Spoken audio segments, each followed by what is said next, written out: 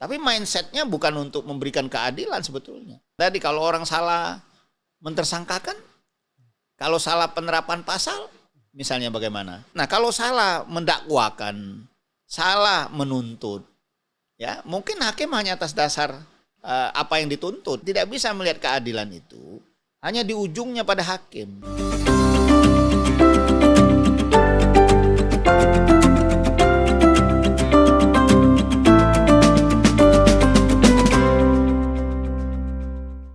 Assalamualaikum warahmatullahi wabarakatuh.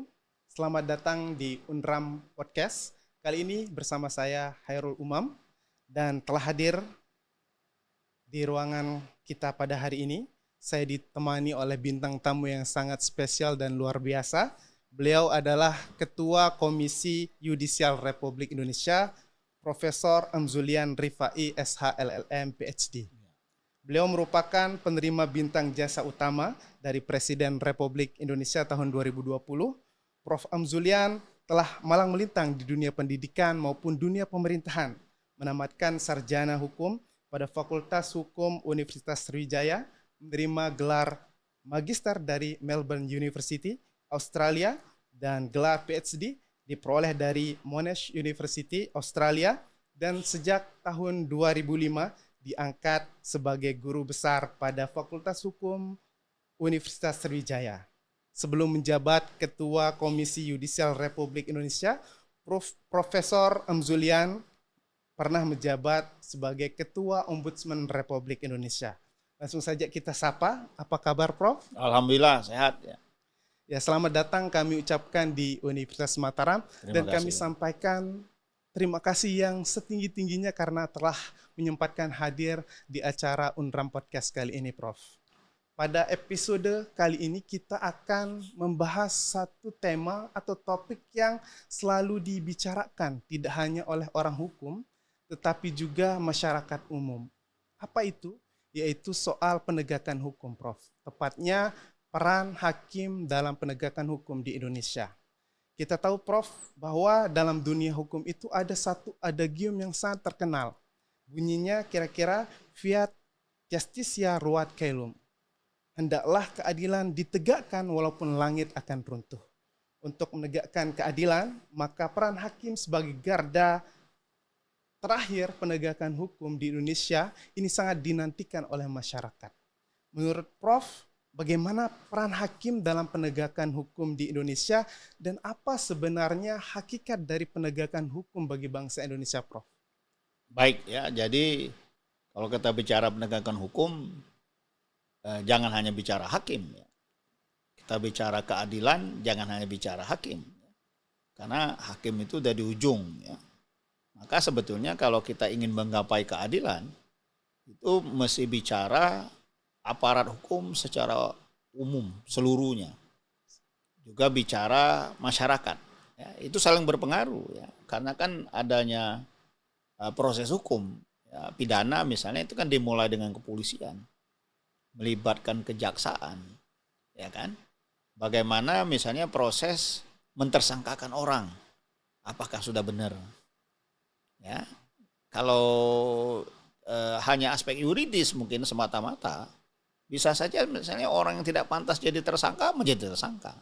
Itu pengalaman saya ketika saya menjabat Ketua Ombudsman RI ya. Nah, memang ada mekanisme formal, misalnya melalui pra-peradilan. Ya. Tapi ini kan tidak semua masyarakat mempunyai kesanggupan untuk melakukan itu. Begitu juga kejaksaan misalnya. Kejaksaan juga mempunyai peranan yang penting. Karena itu kan menyangkut pasal-pasal yang didakwakan misalnya. Karena tentu sebagai JPU ya, jaksa penuntut umum, seorang jaksa itu mewakili negara untuk melakukan penuntutan. Nah, memang kalau kita bicara keadilan maka akhirnya itu kepada hakim prosesnya. Ya tentu hakimlah penentu segalanya terhadap suatu proses peradilan ya. Nah, mengapa hakim kemudian ada yang dipanggil sebagai yang mulia ya, di luar negeri disebut Your Honor. Kemudian dipanggil Mr. Justice misalnya. Nah, semua itu merefleksikan bahwa hakim itu puncak dari keadilan sebetulnya. Ya, kalau wakil Tuhan bahwa keadilan yang hakiki itu sebenarnya ya hanya pada Tuhan sebetulnya. Ya, tetapi kenapa dia disebut wakil Tuhan? Dia masih yakin betul orang yang adil. Adil seadil-adilnya, walaupun adil itu relatif. Karena putusan hakim, apapun putusannya, pasti pihak yang kalah mengatakan tidak adil. Yang mengenang mengatakan adil. Ya. Tapi disitulah menunjukkan bahwa peran hakim itu sangat krusial, ya, untuk menentukan ada tidak adanya keadilan itu. Nah, oleh karena itu tentu hakim harus memiliki kemampuan untuk memberikan keadilan itu. Ya, apa tolak ukurnya dia adil apa enggak? Ya, tentu tolak ukurnya adalah apakah dia sudah menerapkan yang namanya pedoman kode etik dan pedoman perilaku hakim, KIPPIH, ya. Nah, itulah yang jadi pedoman, ada 10 itu. Jadi kalau hakim menerapkan, ya, dari seluruh aspek kehidupannya, termasuk ketika dia memutus suatu perkara, maka itulah bentuk keadilan maksimal yang bisa diberikan. Begitu. Baik, Prof. Melihat tadi bahwa keadilan itu tidak hanya dilihat dari satu aspek, yaitu hakim, tetapi juga ada jaksa, kemudian kepolisian. Nah, menurut Prof, sudah sejauh mana penegakan hukum yang dilakukan baik itu oleh polisi, jaksa maupun hakim di Indonesia ini? Ya, kalau bicara keadilan tadi tentu hakim sebagai penentu akhir, ya. Tapi maksud saya tadi bahwa semua aparat hukum itu memberikan kontribusi terhadap hasil akhir itu. Saya katakan tadi kalau orang salah mentersangkakan, kalau salah penerapan pasal, misalnya bagaimana? Hakim juga manusia biasa, tentu dasar dia adalah misalnya bagaimana tuntutan jaksa. Jaksa dasarnya adalah kerjanya polisi. Iya kan? Kayak kira gitu. Nah, kalau salah mendakwakan, salah menuntut, ya, mungkin hakim hanya atas dasar apa yang dituntut, apa yang didakwakan. Ya, seperti itu ya. Nah, tentu aparat penegak hukum secara umum, saya katakan tadi, kenapa saya tekankan di dalam Dies Natalis ke-61 tadi bahwa jangan sepelekan bidang hukum. Mungkin tidak by design menyepelekan, tetapi negara ini terlalu lama mengutamakan bidang eksak. Ya, kultur kita juga kalau anak itu misalnya eksak seakan-akan lebih pinter dari yang non eksak. Ini kan kultur masyarakat kita. Semua berlomba-lomba kalau bisa masuk bidang eksakta. Sementara bidang-bidang sosial tertinggal, termasuk bidang hukum. Saya katakan dulu, mungkin sekarang udah agak berubah. Orang masuk pos hukum karena tidak diterima di fakultas lain. Daripada nggak kuliah lah pos hukum. Mungkin 5-10 tahun ini agak berubah sedikit. Tapi mindsetnya bukan untuk memberikan keadilan sebetulnya. Karena mindsetnya itu kalau setelah saya survei kepada para mahasiswa saya, kenapa mau jadi sarjana hukum, kenapa mau jadi profesi bidang hukum tertentu, karena advokat misalnya, yang dilihatnya karena nanti kaya, bukan untuk berkontribusi untuk keadilan gitu loh. Nah, mindset ini semua mesti dirubah. Oleh karena itu saya katakan tidak bisa melihat keadilan itu hanya di ujungnya pada hakim. Bahkan lebih luas lagi termasuk pendidikan tinggi hukum. Apa yang diajarkan kepada mahasiswa kita bidang hukum? Karena toh mereka ini nanti akan jadi jaksa. Ya, bahkan banyak polisi juga itu dari belajar fakultas hukum. Khusus misalnya baik dia akpol, non akpol, banyak yang mengambil bidang hukum. Bahwa memang bidang hukum ini penting sesungguhnya. Apalagi hakim, tidak ada yang nggak sadar hukum hakimnya. Nah, maka saya katakan kalau kita bicara keadilan sampai ujungnya nanti muaranya di hakim, itu tentu peran sarjana hukum menjadi penting. Bagaimana? Hakim juga manusia. Hakim juga menjalani pendidikan di semua tingkatan sampai dia sarjana hukum, mungkin dia ngambil majelis hukum, mungkin dia mengambil S3. Ya, ini semua tentu mempengaruhi bagaimana karakter seorang hakim. Hakim manusia biasa, dia memutus tentu saja dipengaruhi latar belakangnya, latar belakang agamanya, latar belakang pendidikannya, latar belakang keluarganya gitu loh. Ya, bisa dibayangkan kalau orang masuk pos hukum karena bukan cita-citanya. Tentu berpengaruh ketika dia menjalankan profesinya. Saya pikir itu. Baik. Pertanyaan selanjutnya, Prof. terkait dengan perguruan tinggi. Tadi Fakultas Hukum merupakan salah satu pencetak calon-calon hakim, calon advokat, calon jaksa. Nah, kira-kira menurut Prof, apa yang perlu dibenahi di dalam kurikulum pendidikan hukum kita di Indonesia sehingga nanti pada akhirnya akan bisa menegakkan hukum dan memberikan keadilan di tengah-tengah masyarakat? Ya, saya sebetulnya bukan hanya kepada mahasiswa hukum ya. Yang pertama adalah menurut saya termasuk mahasiswa hukum adalah karakter building. Bagaimana karakter seseorang? Ya, orang sering mengkritik ini misalnya sekarang itu karakter kita itu apa? Tidak nasionalis, walaupun belum tentu benar. Tapi kan ada tuntutan dari suatu karakter pada generasi manapun. Maka menurut saya salah satu yang penting adalah membangun karakter mahasiswa. Kenapa mahasiswa punya soft skill itu penting? Bukan hanya kuliah dapat nilai 4 misalnya. Saya IP-nya cuma 2,99. Ya kan? Walaupun dulu sama Pak Gubernur tadi kita kan memang zaman kita susah untuk dapat nilai bagus. Tapi memang ada aktivitas yang bisa mendewasakan nanti tidak hanya ilmu pengetahuannya. Tapi cara berpikirnya, hatinya, jiwa sosialnya. Jiwa sosial itu mesti diasah. Tidak ada tiba-tiba orang punya jiwa sosial. Ya, tidak ada orang yang tiba-tiba punya empati kepada orang lain. Itu mesti ditempa dengan aktivitas. Nah, menurut saya yang pertama karakternya. Karakter itu bisa dibangun dengan aktivitas. Aktivitas itu ada kalau perguruan tinggi menyiapkan fasilitas untuk itu. Sekarang kita sedang ada podcast ini karena kampus menyiapkan fasilitas untuk itu. Ya, sehingga nanti orang yang aktif di podcast ini mungkin bisa menjadi penyiar dia, reporter dia, wartawan dia, ya walaupun kadang-kadang profesi lain pun tetap membutuhkan skill seperti itu gitu ya.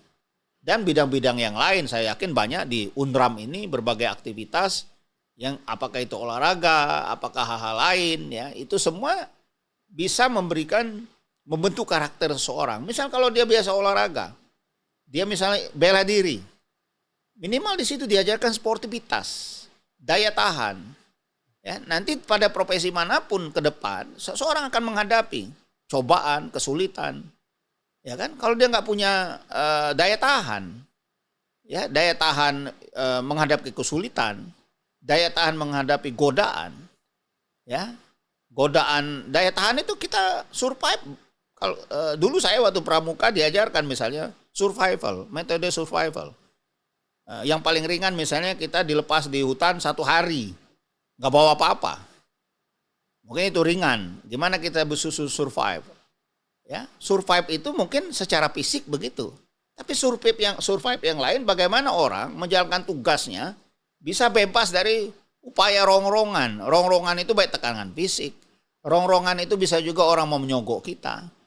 Ya, kenapa? Kalau orang yang punya karakter, dia tidak akan terganggu hal-hal itu gitu. Nah, ini kan karakter building itu, pembangunan karakter itu tidak bisa seketika. Gak bisa orang tamat wisuda langsung punya karakter. Gak bisa seperti itu. Ya, saya sering bangga, saya pramuka beneran nih. Ya kan, saya katakan, saya ulang-ulang. Saya pramuka mulai dari siaga mula, bantu tatap, ya kan, penggalang ramu, rakit terap. Ya, akhirnya saya pandega, saya jadi instruktur. Ya, saya katakan nggak bisa orang itu tiba-tiba jadi. Pasti ada program aktivitas yang panjang untuk bisa menjadi orang itu punya karakter tertentu. Karena nanti ketika dia bekerja, tekanan itu akan banyak. Ya kan? Tekanan tidak hanya fisik tadi gitu. Lah kalau dia nggak punya karakter, dia nggak mampu menghadapi semua itu. Ya kan? Ngambil keputusan itu nggak ada sekolahnya. Nggak ada sekolah. Saya stres dalam organisasi, waktu saya ketua OSIS SMP, waktu saya ketua OSIS SMA misalnya. Dimarahi guru, dimarahin senior. Nah ketika kita memimpin, kita mau tanya kepada siapa? Insting yang kita milikilah yang membawa kita pada suatu keputusan. Cepat atau lambat ngambil keputusan itu seberapa bagus kita ditempa sebelumnya. Ya, karena di dalam bekerja, pengalaman saya, kadang-kadang kita harus mengambil keputusan yang sulit. Yang tidak ada tempat kita untuk mengadu. Tidak ada tempat kita untuk berdiskusi. Hanya karakter kita lah yang menentukan. Salah kita ngambil keputusan akan berpengaruh dengan orang yang kita pimpin. Salah kita mengambil penilaian akan berpengaruh dengan suatu lembaga yang kita pimpin. Nah, kalau kita nggak punya modal itu, sulit. Ya tidak akan sukses dia memimpin suatu lembaga. Kalau karakter itu dia tidak punya. Ya, seperti itu kira-kira. Ya, baik Prof. Artinya pembentukan karakter itu perlu juga dimasukkan di dalam kurikulum. Entah itu kurikulum di pendidikan tinggi hukum maupun pendidikan yang lain. Karena karakter ini bisa menentukan seperti apa dan bagaimana orang bertindak. Ya, sebenarnya karakter nggak perlu masuk kurikulum semua, ya kan? Kalau masuk kurikulum semua nanti penuh kurikulumnya. Tapi kan menyediakan aktivitas sebetulnya, memberikan sarana. Tadi saya katakan bentuk karakter supaya orang itu apa? Nih, yang hobi karate disediakan ini. Ada nggak perguruan kampus menyediakan nggak ini? Orang pada misalnya kualifikasi tertentu dan 1K dan 2 kalau dia Inkai, Gojukai ataupun namanya. Pencak silat misalnya, punya nggak kampus itu? Sediakan sarana itu, tidak harus masuk itu kan tanggung jawabnya misalnya rektor berapa nih. Dia punya. Ya, olahraga juga kan gitu. Ya kalau fasilitas misalnya punya lapangan basket tapi kemudian nggak ada jaringnya misalnya atau membahayakan dan seterusnya. Jadi itu disiapkan itu bukan bentuk kurikulum dalam arti formal. Ya, tapi dia siapkan fasilitas seperti podcast sekarang ini kan fasilitas disediakan oleh kampus. Gitu loh. Kan tidak ditentukan nih hanya orang pos hukum yang boleh aktif di podcast. Saya dugaan saya nggak mungkin seperti itu. Benar, Prof. Siapa aja yang mau silakan. Ya kan, toh dia sebentar. Saya teringat waktu saya di Melbourne University dulu ya. Ketua senatnya itu harus nonaktif 1 tahun. Dia stop out karena dia harus menjadi ketua senat mahasiswa. 1 tahun harus stop out. Sebegitu pentingnya jabatan itu. Tapi yang jadi ketua senat dia cuma karena ingin melatih dirinya sebagai ketua senat. Karena waktu itu saya teringat betul senat itu menguasai banyak tempat, termasuk misalnya bioskop, barbershop, travel agent dan seterusnya. Jadi dia harus menjadi manajer. Tapi di situ artinya apa? Kembali lagi pendidikan karakter. Ya, kalau masuk kurikulum semua kita ini kan banyak formal. Iya, benar. Di kurikulumnya ada bahasa Inggris tapi nggak bisa bahasa Inggris misalnya. Iya. Ya, di kurikulumnya misalnya ada daerah tertentu bahasa daerah tapi dia nggak bisa bahasa daerah itu karena mungkin orang datangan dipaksakan. Nah, seperti itu. Jadi lebih kepada universitas itu menyiapkan semua itu. Saya waktu di Melbourne University itu mungkin saya aktivis mahasiswa juga ya. Ya, bagaimana misalnya kalau penerimaan mahasiswa baru itu dibuka seluruh unit-unit kegiatan itu hadir. Ya, dia pamer, exhibition. Ya, sehingga seluruh mahasiswa baru bisa ngelihat ini apa aktivitasnya. Bahkan nanti kalau ada kelompok mahasiswa berkuda dia bawa kudanya di situ. Kalau ada kelompok mahasiswa misalnya rowing, pendayung, dia bawa perahunya di situ. Di lapangan terbuka itu. Ya, jadi sampai seperti itu. Saya lihat di kampus-kampus di Indonesia kurang seperti itu. Ya, dan kalau kita bicara karakter building itu. Kalau kita bicara soft skill itu gitu loh. Ya, sehingga itu membentuk kepribadiannya. Jadi bukan dalam arti kurikulum formal, tapi kampus menyiapkan semua fasilitas itu. Dan ini tanggung jawab rektorat. Pemimpin suatu kampus harus memikirkan itu gitu. Misalnya termasuk misalnya teater, yang hobi teater dan seterusnya. Baik, Prof.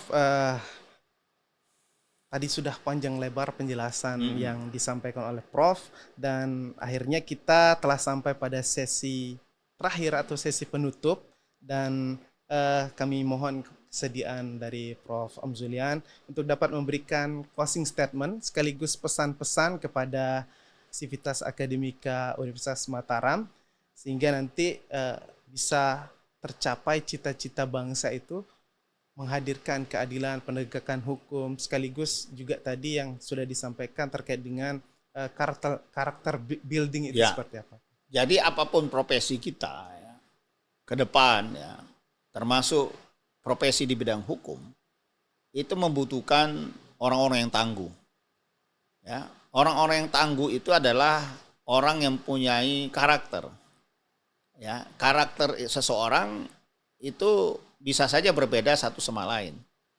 Tentu karakternya adalah karakter yang mungkin agamis, nasionalis dia, kemudian bersifat sosial. Nah, karakter-karakter seperti ini tidak, saya katakan tadi, tidak terjadi dengan sendirinya. Dia mesti ditempa. Apakah ditempa dari SD, SMP, SMA, sepanjang pendidikannya. Ya, melalui tempaan seperti itulah membentuk karakternya. Ya, kalau nanti dia menjadi aparat hukum dengan karakter dia miliki, maka dia berani mengambil keputusan-keputusan seberapa berat itu. Dia akan berani. Ya, karena dia dibekali dengan karakter yang baik, karakter yang bagus. Kalau dia jadi polisi, dia berani. Ya, pedomannya apa kalau dia polisi? Semboyan polisi, Rastra Sewa Kotama, abdi utama masyarakat, masa. Itu yang jadi pedomannya. Ya, kalau dia jadi hakim misalnya, apa pedomannya? Tadi, ya, kode etik, pedoman perilaku hakim. Nah, semua itu kalau dia miliki itu, dan saya yakin pemerintah kita termasuk kampus ini, pemimpin-pemimpinnya selalu berusaha untuk menghadirkan itu. Ya, demikian. Baik, terima kasih sekali lagi kami sampaikan kepada Prof. Om Zulian atas kesediaan mengisi Unram Podcast pada kali ini, dan kepada semeton Unram yang menyaksikan podcast kali ini. Nantikan terus episode Unram Podcast selanjutnya bersama narasumber-narasumber yang luar biasa. Jangan lupa like, komen, dan subscribe. Wabillahi taufik wal hidayah. Wassalamualaikum warahmatullahi wabarakatuh.